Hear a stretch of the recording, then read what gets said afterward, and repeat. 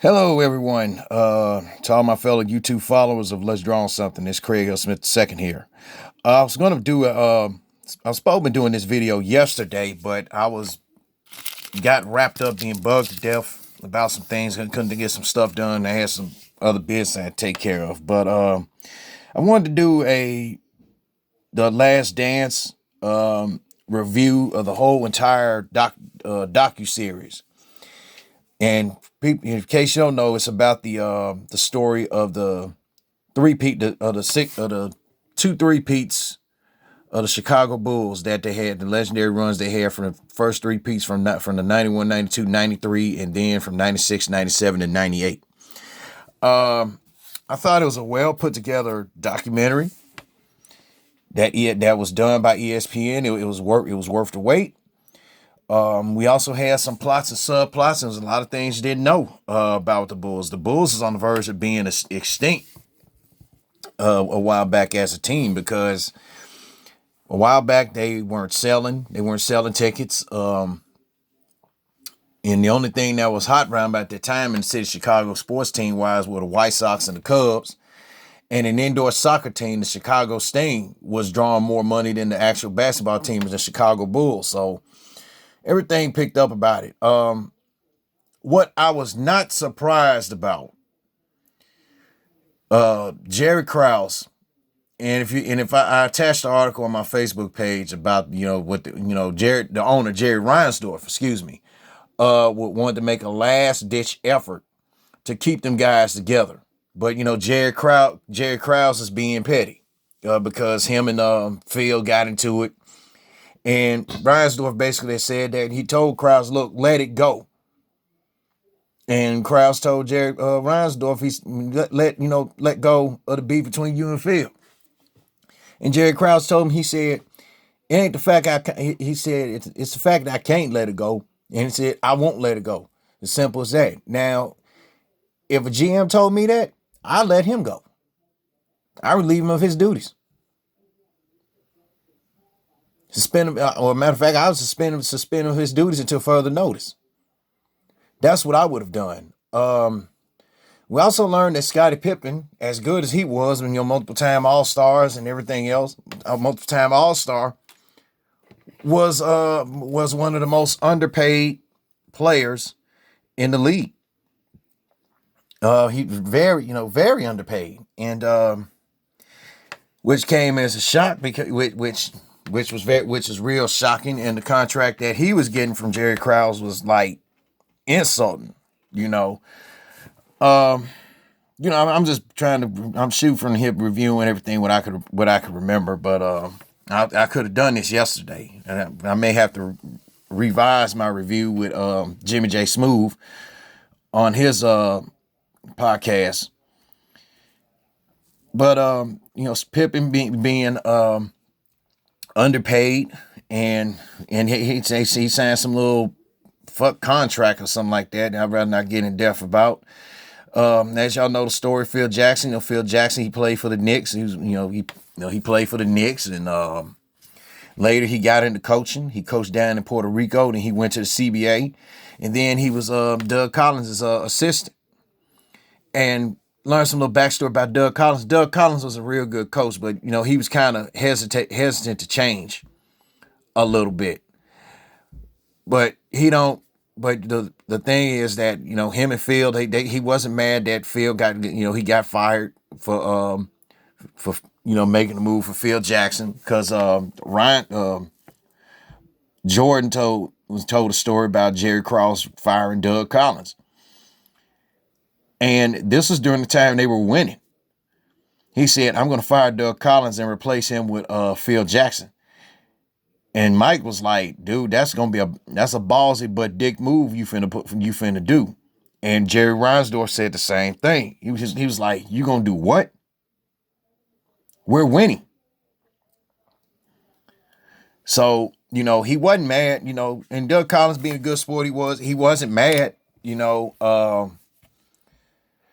was just shocking. He said, "But damn, business is business," and that's how these businesses do these days.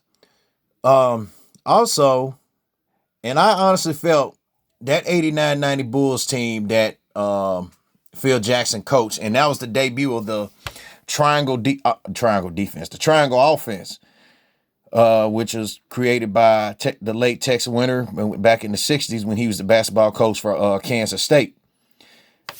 Excuse me. So we saw the debut of that because it involved everybody. It wasn't just a me-only offense. It was an everybody offense. And it was pretty good. And also I felt that the 89 and 90 Bulls should have won that championship. They could have had 7. But, we get back. But luckily my Bulls, back in the following year, they win 61 games. And they beat Detroit. And they won 61 games. It's number 1 seed in the East. And they beat Detroit. And swept them. Now, this is where it gets very interesting. Bill Laimbeer orchestrated. Everybody felt Isaiah Thomas orchestrating. Actually, it was Bill Laimbeer. Because he said, hey, when we count down by 4 seconds, let's just walk off without not shaking their hands. Okay? Again, a very big dick move on Bill Laimbeer's part. And Isaiah, he should have known better. Because he should have told the guys, no, don't do that. Now, the only ones that I believe that sat back and Dennis Rodman even said, I was like, what the fuck y'all doing? So Rodman, he stayed behind. John Sally and all the other guys, they stayed behind.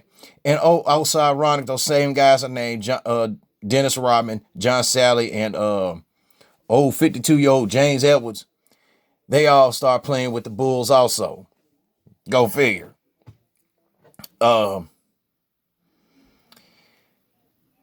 I believe the beef between Michael Jordan and Isaiah is more than what it seems. Okay?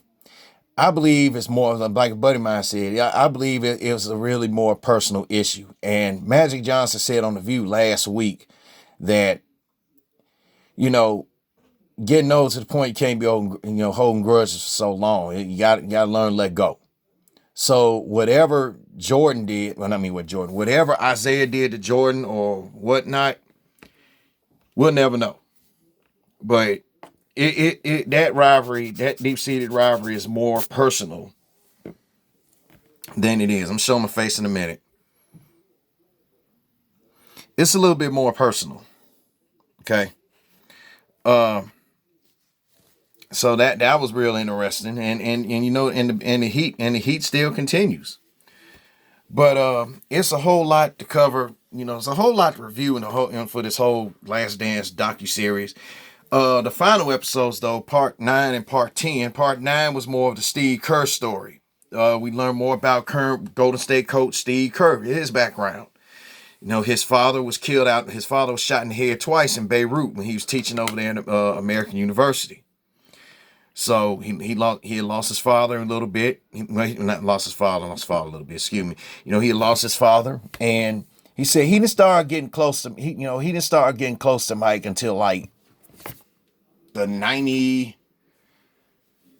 He said it was like around about the final time when they won the championship. And when he found out about it, it was like, whoa, so. And it's really Steve Kerr. I mean, Steve Kerr, like what John Paxson did in the 93 finals. And John Paxson tells the story about that when he hit that game-winning shot. He said the play wasn't meant for him to take the last shot. It was meant for Jordan. But when he saw what nobody around, when Paxson said when nobody wasn't defending him and he was wide open, he just said, the hell with it. He shot 3 and that was it. Same thing with Steve Kerr. So Jordan told him, man, hey, be ready. I ain't gonna take the last shot. You just be ready. And Kerr was ready. He hit the game-winning shot. And that was it. And for the record, part of me with nostalgia, I felt I should have